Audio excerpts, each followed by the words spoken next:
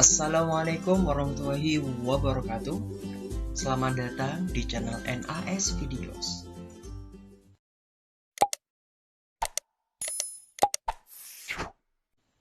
Oke, kali ini kita tetap dalam pembahasan pengetahuan kuantitatif untuk TPS ya, UTBK.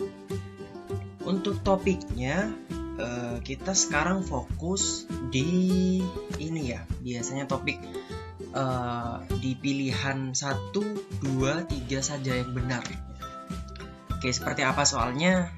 Kita check it out. Nah, misalkan bentuknya seperti ini, guys. Jika diketahui sistem bersama linear dua variabel, misalkan. Nah, bentuknya seperti ini. Nah, mana nilai A dan B sedemikian hingga didapat penyelesaian X dan Y merupakan bilangan bulat. Nah, ingat. X sama Y itu katanya bilangan bulat. Nah, gimana cara menyelesaikannya? Nah, di sini kan ada pernyataan gitu ya. Ada pernyataan 1, 2, 3, sama 4. Terus dicari mana yang memang benar untuk yang sesuai dengan apa yang diketahui gitu. Maka cara menyelesaikannya di sini ya tinggal dijumlahkan aja gitu kan ya. Y-nya kan hilang gitu ya. Y hilang berarti tinggal 2X sama dengan A plus B. Nah, di sini kan disuruh nyari gitu ya, berapa nilai A sama B sedemikian hingga X sama Y-nya itu merupakan bilangan bulat. Nah, coba kalian perhatikan di sini. Di sini kan ada 2X gitu ya. Di sini A plus B. Maka mau tidak mau kalau misalkan di sini kepengennya bilangan bulat, A plus B-nya itu harus genap karena di sini kan pembaginya kan genap. Nah, maka harus genap. Oke, maka A plus B genap.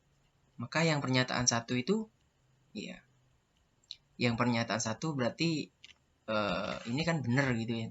Kan A, B. Kalau dijumlahkan kan genap. Kalau yang kedua enggak, ini enggak termasuk gitu ya.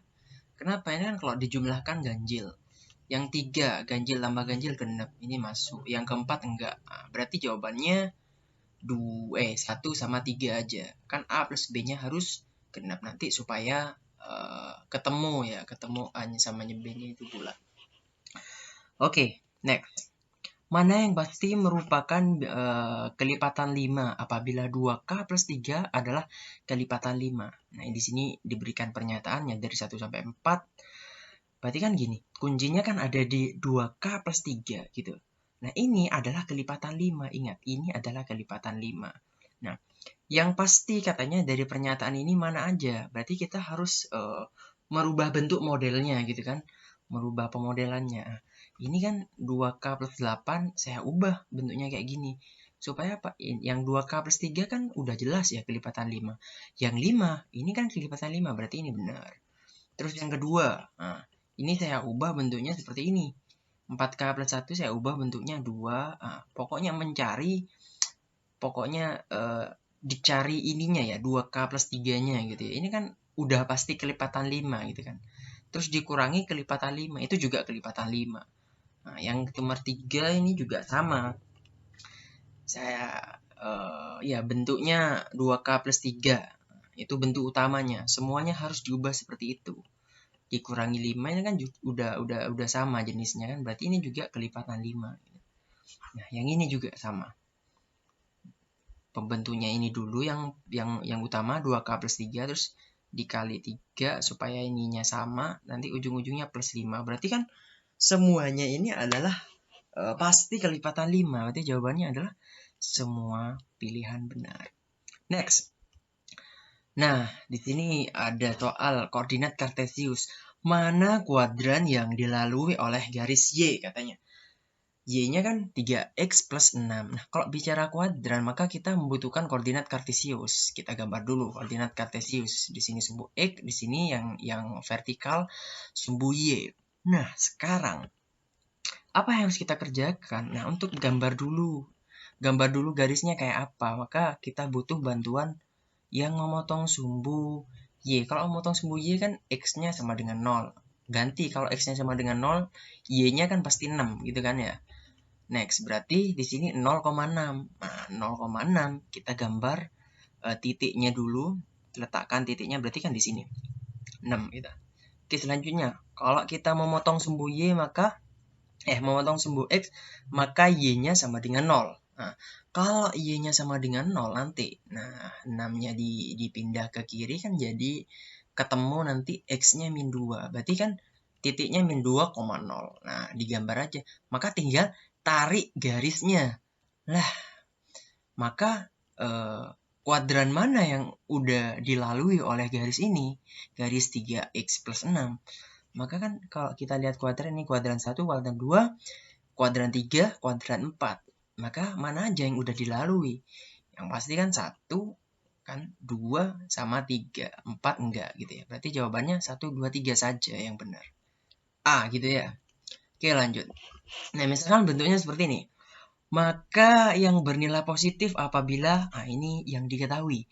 X, Y lebih dari 0, YZ kurang dari 0, dan X kuadrat Z lebih dari 0. Nah, di sini katanya cari yang nilainya positif gitu ya. Nah, pertama, coba kita perhatikan gini. X kuadrat Z lebih dari 0. Nah, yang pasti positif kan X kuadratnya itu kan positif gitu ya.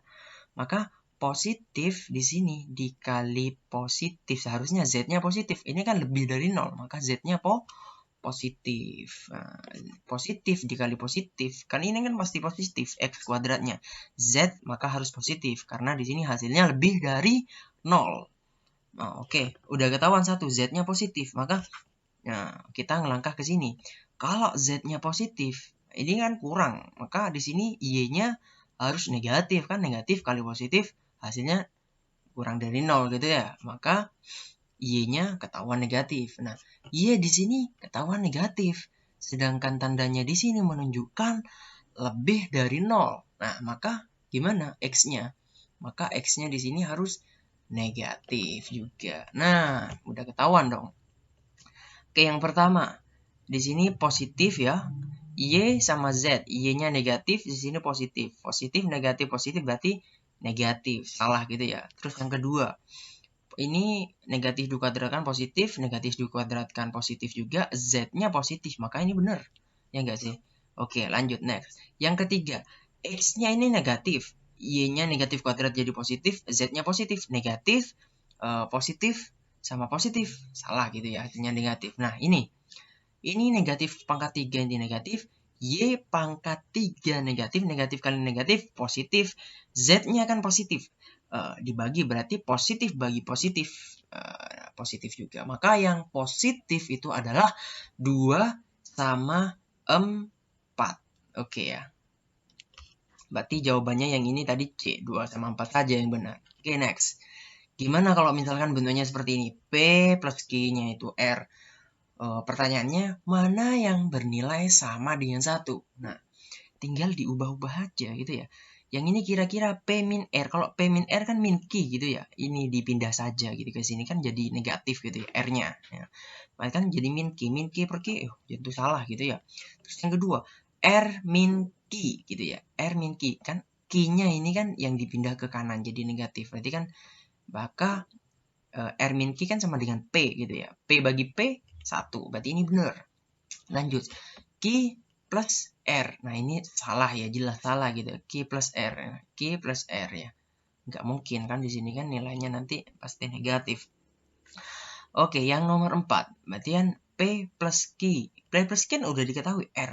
R per R kan sama dengan 1 gitu ya. Gampang sekali ya. Berarti jawabannya 2 sama 4 saja yang benar. Oke, berarti kuncinya dalam menyelesaikan soal yang tipenya seperti ini dengan pilihan ganda 1, 2, 3 saja yang benar gitu ya. Kita harus fokus apa yang diketahui, cari celahnya dan langsung fokus ke pertanyaannya. Yang diketahui, yang pertanyaan langsung kamu analisis apa saja yang diketahui. Dari 1, 2, 3 sama 4 contohnya yang seperti ini gitu ya. Tentu kita tidak banyak tidak terlalu intinya ya kita mau mengerjakan itu harus jangan boros-boros waktu lah intinya gitu. Jangan boros waktu gitu. Kita harus benar-benar irit dalam menggunakan ini karena waktunya ini gak nyampe 1 menit kamu harus udah bisa menjawab gitu ya. Oke, terima kasih dalam pertemuan ini semoga membantu.